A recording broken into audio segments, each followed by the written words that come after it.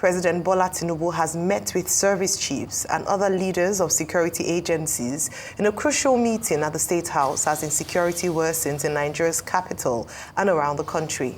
In attendance were the service chiefs led by the Chief of Defense Staff, General Christopher Musa.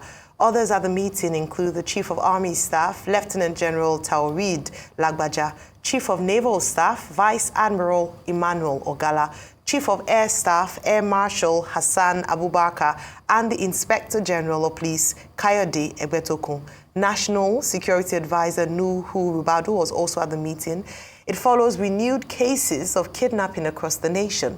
The most recent of such cases is the reported kidnapping of 6 sisters alongside their father in Abuja on January 9. Also, to find a quick and lasting solution to the high rate of insecurity in the Federal Capital Territory, the Minister of FCT, Nyesom Wike, has held an emergency security meeting with the chairpersons of the 6 area councils and security agencies. Wike, who expressed dissatisfaction with the security situation in the FCT, assured residents that the government and security agencies were not sleeping and urged the public not to panic.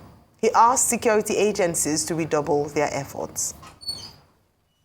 All of us are concerned as the Federal Capital Territory that houses virtually every Nigerian. We owe a duty to make sure that this place is safe. We'll do all we can, and we're sure Nigerians who reside here that there's no need for panic. We're taking every step to make sure that those challenges are things that we must have to resolve. So this meeting is practically to look into such challenges and see how we'll be able to resolve the problems. And that's why we invited all the council chairmen, because they also have a responsibility in their various area councils. So put our head together and come up with solutions. We are not sleeping. Security agencies are also not sleeping. We provide every support that they require in order to allay the fears of the citizens or residents. And this time around, we will not be happy where area council chairmen will abdicate their responsibility and travel out. Following the recent surge in kidnappings and killings by bandits in the Federal Capital Territory and other parts of the country, the Inspector General of Police, Kayode Egbetokun, has ordered the intensifying of efforts to decimate kidnappers and other criminally minded individuals. The IGP gave the order after a meeting with the force management team and tactical squads.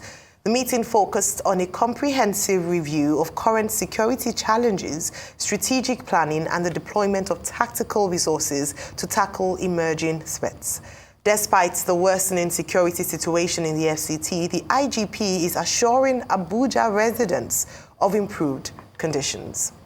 All right, so some action there with regards to a response to the insecurity, the spate of insecurity in the country, particularly in the FCT. Bimba, your take on this? Well, I mean, based on our first story this morning, it's obvious that the scope of this intervention needs to be widened with urgency. And it's unfortunate that we are operating from a reactionary position. These things should have been foreseen. These are things, you listen to Nyesom Wike in part of his address to the area council chairman, where he expressed his anger with them because he said most of the time when things happen, the area council chairmen are actually out of the country. They've traveled. And then they end up blaming the minister that was part of that report. So this reactionary attitude, yes, we are grateful and happy to see that there is at least some momentum. However, a reactionary attitude is concerning. And, we can't separate this from what happened in Ibadan last night. Of course, that it is an ongoing investigation. But of course, when we speak of illegal mining, the Minister of Solid Minerals himself, Dele Alake, when he was defending his 2024 budget, actually said that powerful Nigerians are behind illegal mining in the country, and they're the ones funding banditry, kidnapping, terrorism. So when you look at the fact that, and we say this every day, that this is moving closer and closer to home, then a reactionary attitude is a very dangerous place to be. Thank you. Rufai. Yes, Ayo. So I saw the two meetings held, first by President Tinubu. Glad about that meeting, but I would have loved that meeting should have happened before now. And why do I say that? As at now, the people that have been kidnapped, the kidnappers have bought more time. The families are negotiating with them as regards the ransom. I would have loved for this meeting to happen before now so that you can deny the kidnappers the power of time. Because when it comes to a hostage situation, once the kidnappers gain the advantage of time, it becomes harder for you to be able to rescue the people. That's number one. But good on him on this meeting with the security chiefs.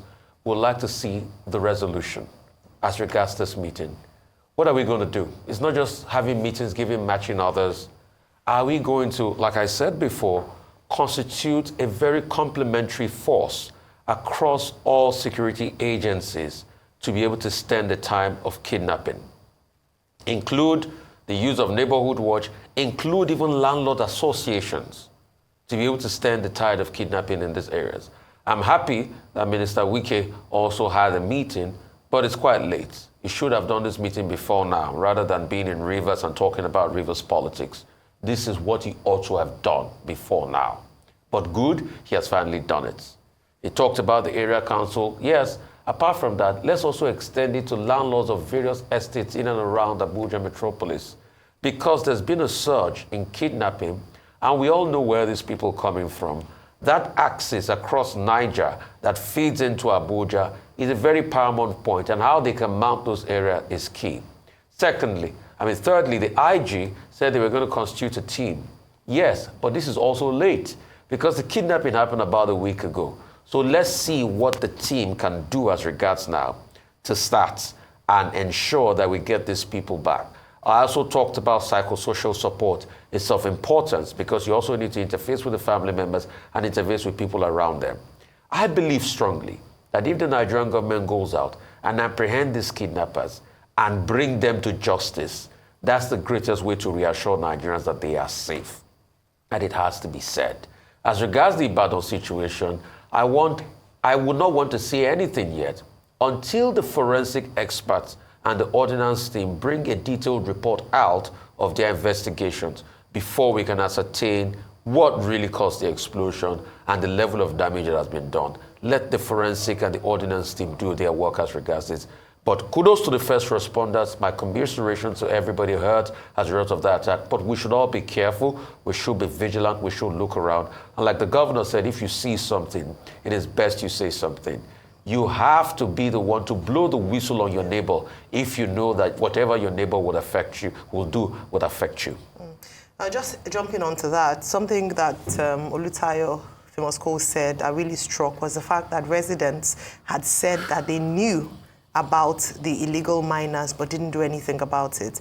And now the consequence of silence is really loud. We can see what's happened there on the streets. And unfortunately, the neighbors are the ones who would feel the greatest impact of their silence. And so when we see things, because at the end of the day, security, yes, the president is the chief security officer of the country, and we have other layers of security chiefs, but every single Nigeria is responsible one way or the other, whether as a whistleblower, whether as being observant, is responsible for security in the country.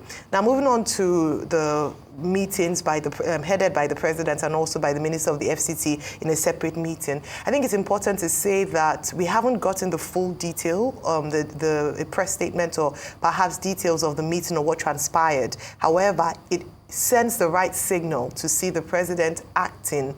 Yes, some might say that it's a bit late, but there's some form of action. And it's amazing how reassuring just this stance and this meeting is to many Nigerians. And this is what we've been calling for.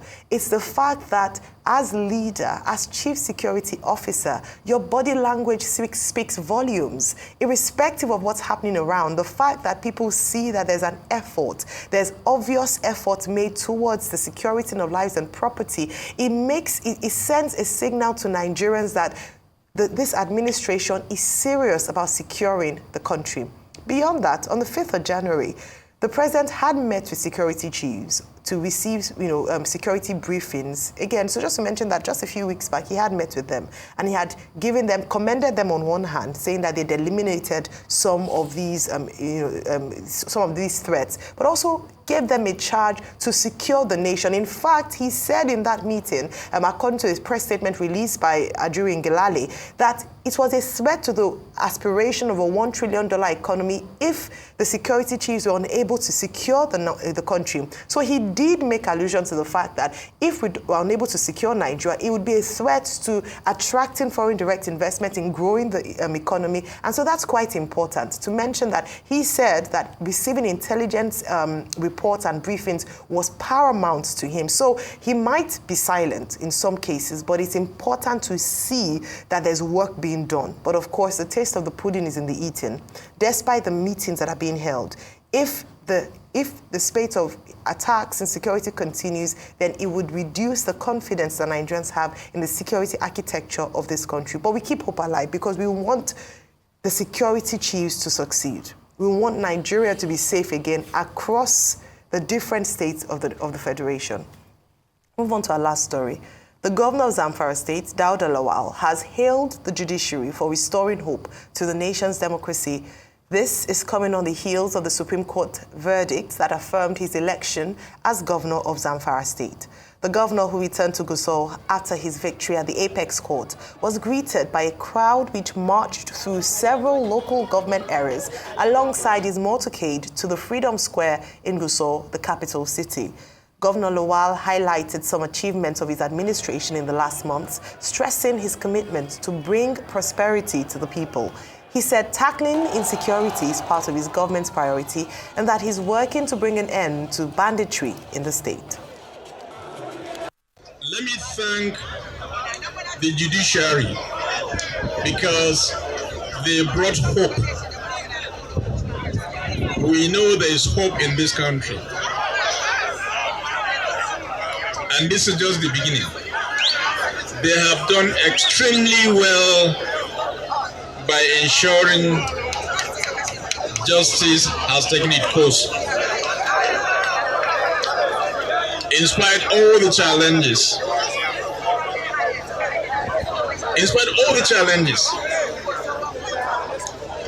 I also want to thank the federal government for not interfering into the judicial system and allow them to do justice. This has also brought hope for the entire country as well as the judicial system. Let me reassure you that based on the promises we made during the campaign, the security in Zamfara is of paramount importance. And we are on it. We'll continue on it until we find solution to it, inshallah.